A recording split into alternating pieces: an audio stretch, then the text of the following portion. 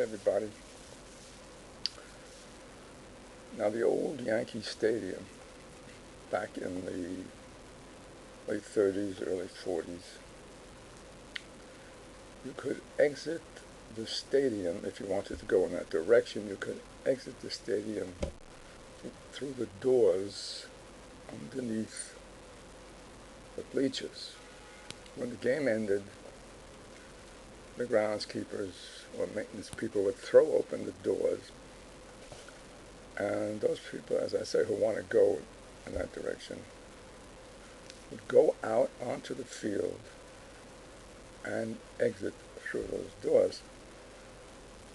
Now, the interesting thing is that walking out on the field means we are walking through the outfield and through center field,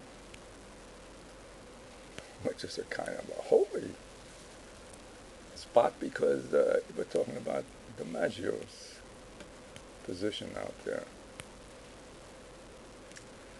So one day, instead of rushing out the doors, heading for the subway, I said, I wonder, where does DiMaggio stand? Is there some indication where DiMaggio positioned himself?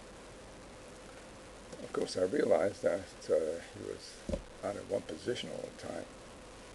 But I looked anyway, and sure enough, I found an area where the grass had been rubbed away by spikes.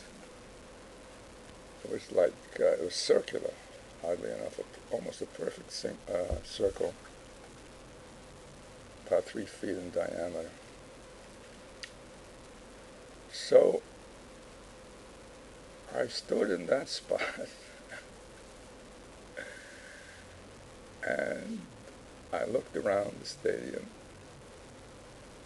and I felt as though I was standing in Joe DiMaggio's shoes, observing the stadium and looking towards home plate and the batter.